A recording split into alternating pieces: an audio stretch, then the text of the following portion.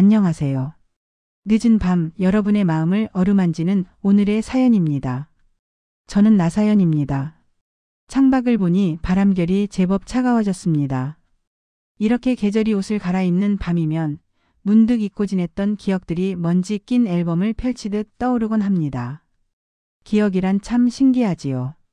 어떤 기억은 향기로 남아있고 어떤 기억은 소리로 남아있습니다. 그리고 어떤 기억은 가슴 한구석에 묵직하게 자리한 아픔 혹은 그리움으로 남아있습니다. 특히 어머니라는 이름 석자에 얽힌 기억은 세월이 아무리 흘러도 바래지가 않는 것 같습니다.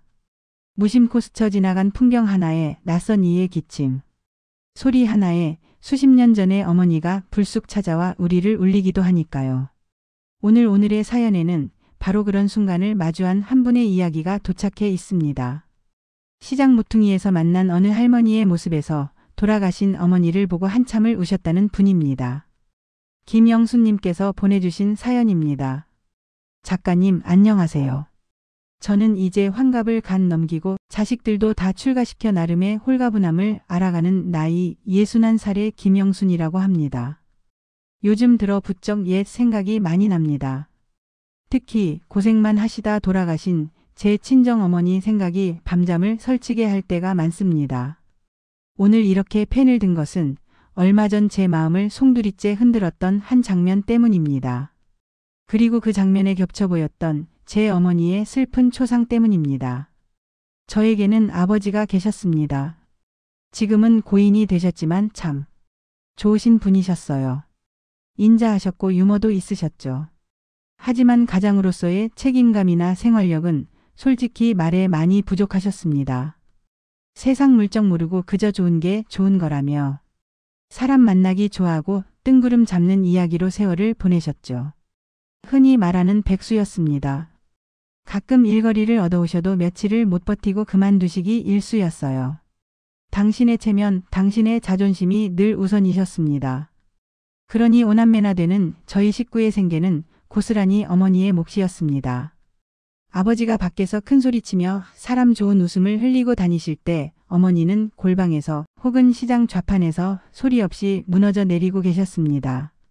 저희 어머니는 정말 억척이라는 말로도 다 표현할 수 없는 분이셨습니다.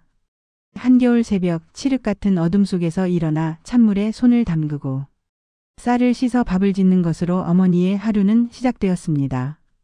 저희 오남매 도시락까지 싸서 학교에 보내고 나면 어머니는 쉴 틈도 없이 다시 일터로 향하셨습니다. 처음에는 남의 집 삭바느질을 하셨습니다. 밤늦도록 호롱불 밑에서 혹은 희미한 백열등 밑에서 뻣뻣한 목을 주무르며 재봉틀을 돌리셨죠. 그러다 그것만으로는 도저히 안 되겠다 싶으셨는지 장날이면 새벽 이슬을 맞으며 읍내 시장으로 나가셨습니다. 어디서 구해오셨는지 철마다 다른 나물이며 채소를 받아와 작은 좌판에 펼쳐놓고 파셨습니다. 아가 이거 싱싱하다. 좀 사가라. 목소리 한번 제대로 높이지 못하고 그저 지나가는 사람들 발치만 바라보며 조용히 읊조리시던 어머니의 모습이 지금도 선합니다. 그렇게 하루 종일 먼지를 뒤집어 쓰고 돌아온 저녁에도 어머니는 쉴 수 없었습니다. 저희들 저녁을 차려 먹이고 씻기고 그 와중에 아버지 술시중까지 드셔야 했으니까요. 제 기억 속에 어머니는 늘 피곤해 절어 계셨습니다. 그리고 늘 배고파 하셨습니다. 저희 오남매가 밥상에 둘러앉아 밥 먹는 모습만 봐도 배가 부르다시며 정작 당신은 저희가 먹고 남긴 누룽지나 반찬 끄트머리로 끼니를 때우셨습니다. 엄마도 밥 먹어. 어린 마음에 제가 밥그릇을 밀어드리면 어머니는 엄마는 아까 먹었다. 너나 많이 먹어라. 어서. 하시며 제 머리를 쓰다듬으셨죠. 그 말이 거짓말이라는 것을 알게 된 것은 제가 한참 철이 들고 난 후였습니다. 한 번은 제가 초등학교 3학년 때쯤이었을 겁니다. 어머니가 몸살 감기에 걸려 펄펄 끓는 몸으로도 그날 장에 나가시겠다고 고집을 부리셨습니다. 엄마 아프잖아. 오늘 하루만 쉬어. 제가 울먹이며 말렸지만 어머니는 이거 오늘 못 팔면 너희들 다음 달 공채값도 없다. 하시며 기어이 무거운 짐을 이고 집을 나섰습니다. 그날따라 비까지 추적추적 내렸습니다. 학교가 끝나고 시장으로 달려가 보니 어머니는 비를 피할 천막도 변변찮은 곳에서 비에 젖은 생쥐꼴로 떨면서 나무를 팔고 계셨습니다. 끓는 열에 붉게 상기된 얼굴, 젖은 머리카락이 뺨에 달라붙어 그 모습이 어찌나 처량하던지요. 그때 저는 다짐했습니다. 내가 꼭 성공해서 우리 엄마 호강시켜드려야지. 다시는 저렇게 비 맞으며 떨게 하지 말아야지. 하지만 그 다짐은 너무 늦게야 하니 결국 지키지 못한 약속이 되었습니다. 얼마 전이었습니다. 며칠째 폭염이 기승을 부리던 숨이 턱턱 막히는 여름날 오후였습니다. 저녁 찬거리를 사려고 동네 재래시장에 들렀습니다. 에어컨 바람이 나오는 대형마트가 편하긴 하지만 그래도 가끔은 시끌벅적한 시장의 활기가 그리울 때가 있습니다. 과일 가게를 지나 생선 가게를 지나 시장 안쪽으로 깊숙이 들어가는데 사람들 발길이 뜸한 구석진 자리에 눈길이 머물렀습니다. 볕을 가리기 위해 위태롭게 세워둔 낡은 파라솔 아래 정말 작고 마른 할머니 한 분이 쪼그리고 앉아 계셨습니다. 허리는 이미 기역자로 굽었고 얼굴은 세월의 고랑이 깊게 패어 나이를 가늠하기조차 어려웠습니다.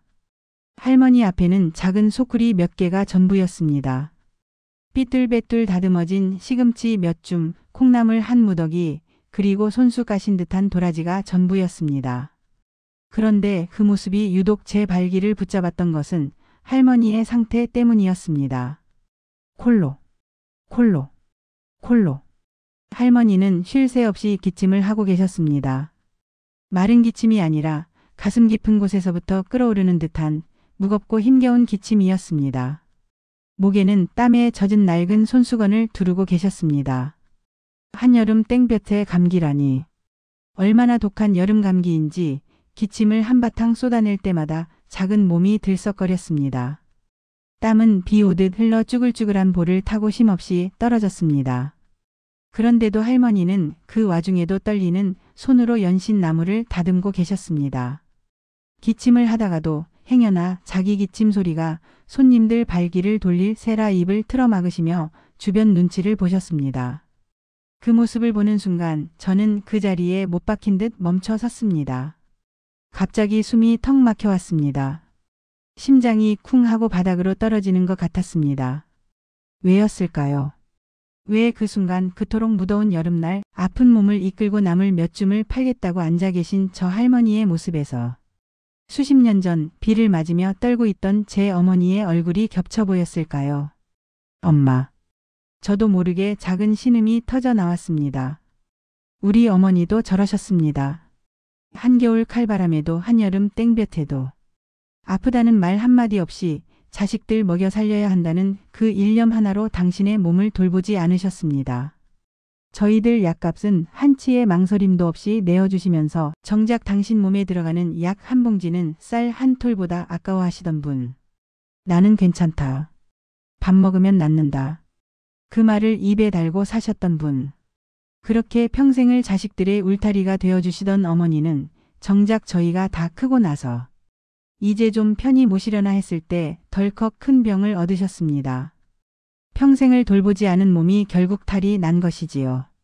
자식들 다 키워놓고 이제야 당신 인생 좀 사시나 했는데 병원 신세를 지게 된 어머니는 당신 병원비가 아까워 자식들에게 미안하다는 말만 되뇌셨습니다. 그리고 아버지는요.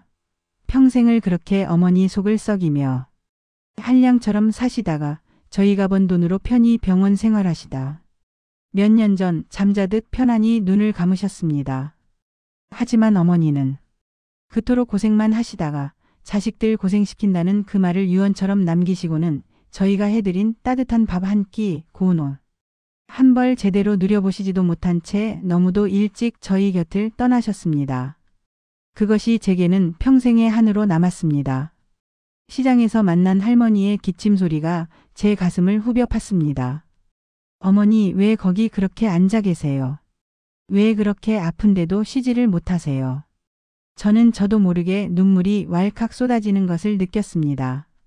주변 상인들이 힐끔거리는 시선의 주책이다. 60 넘어 이게 무슨 망신이랑 싶어 얼른 고개를 돌려 눈물을 훔쳤습니다.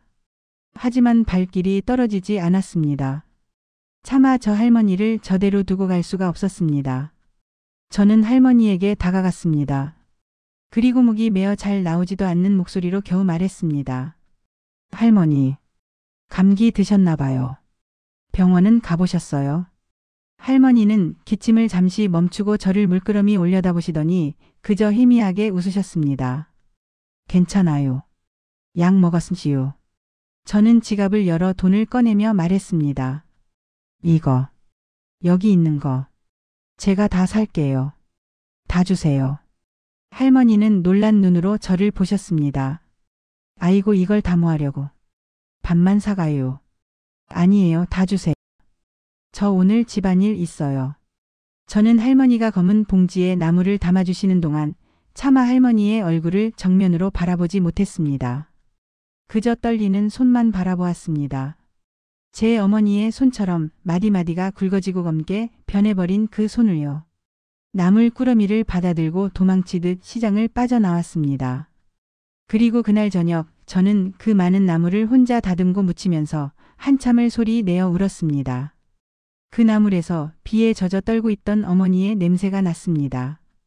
그 나물에서 열에 들떠붉어져 있던 어머니의 뺨이 보였습니다. 그 나물에서 괜찮다고만 말하던 어머니의 목소리가 들렸습니다. 어머니, 평생을 자식 위에 군림하려 했던 아버지, 그리고 평생을 자식을 위해 자신을 버렸던 어머니. 두 분 모두 가셨지만 제게 남은 무게는 너무도 다릅니다. 어머니, 그곳에서는 아프지 마세요. 그곳에서는 드시고 싶은 건 마음껏 드시고 고운 옷 입으시고 부디 편안하세요. 못난 딸이 이제야 철이 들어 어머니를 부릅니다. 어머니, 너무너무 보고 싶습니다. 시그널 음악이 다시 잔잔하게 깔린다. 김영수님의 사연이었습니다. 사연을 읽어드리는 내내 제 가슴 한쪽이 아리고 저려왔습니다. 아마 지금 이 방송을 듣고 계신 많은 분들이 영수님의 마음과 같은 마음이지 않을까 싶습니다. 시장에서 만난 할머니의 그 힘겨운 기침 소리에서 수십 년 전 나를 위해 모든 것을 바치셨던 어머니의 고단한 숨소리를 들으셨군요.